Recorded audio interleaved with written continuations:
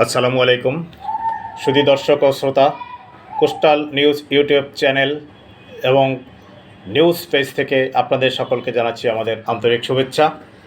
আমাদের নিয়মিত আয়োজন দৈনিক সংবাদপত্রের শিরোনাম নিয়ে আলোচনা। আমাদের সামনে যে প্রথম পত্রিকাটি রয়েছে দেশ রূপান্তর।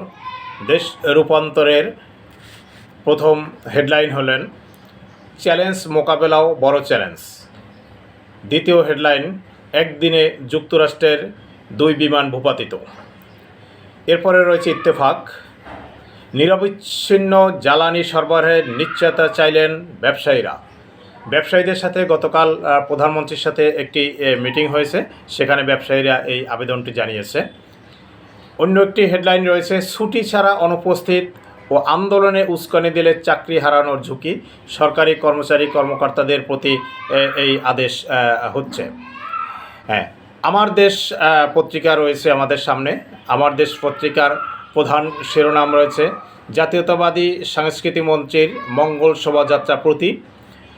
এরপরে রয়েছে মানব জমিনের প্রধান শিরোনাম রয়েছে যে মন্ত্রীদের দলীয় কার্যালয়ে বসতে হবে 2 দিন এবং তদবিরে কড়াকড়ি, এবং তদবির করতে সচিবালয়ে প্রবেশ করার জন্য জনসাধারণকে নিষেধ করা হয়েছে। মন্ত্রীদের সাথে কোনো কাজ থাকলে দলীয় কার্যালয়ে যাওয়ার জন্য বলা হয়েছে। এবং সংগ্রাম পত্রিকার প্রধান শিরোনাম হয়েছে সময় থাকতে গণভোট মেনে নিয়ে জুলাই সনদ বাস্তবায়ন করুন। রাজধানীতে গতকাল 11 দলীয় ঐক্যজোটের সমাবেশ ও বিক্ষোভ থেকে এ আহ্বান জানানো হয়। এরপরে রয়েছে আমাদের সামনে ইনকিলাবের প্রধান শিরোনাম রয়েছে যন্ত্রণার নাম ঢাকা চট্টগ্রাম মহাসড়ক। ঢাকা চট্টগ্রাম সড়কে যারা চলাফেরা করেন তারাই বুঝতে পারেন এবং ভুক্তভোগী যে কী অবস্থা হয় এই সড়কটিতে।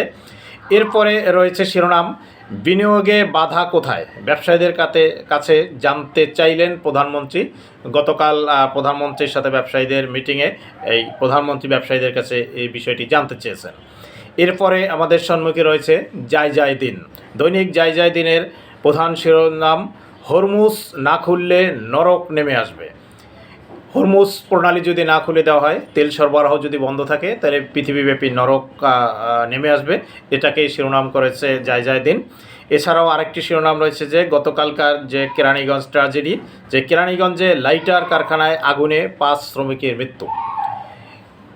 এবং আমাদের কাছে রয়েছে কালবেলা পত্রিকার প্রধান শিরোনাম হয়েছে কার্যকরের আগেই সিন্ডিকেটের কবলে সুপ্রিম কোর্ট সচিবালয়। যে সুপ্রিম কোর্ট সচিবালয়টি এখন সিন্ডিকেটের খপ্পরে পড়ে গেছে ইতিমধ্যে। তো ধন্যবাদ সকলকে আমাদের সাথে থাকার জন্য, এবং নিউজ আপডেট পেতে আপনাদের সম্মুখে আমাদের সাথেই থাকুন।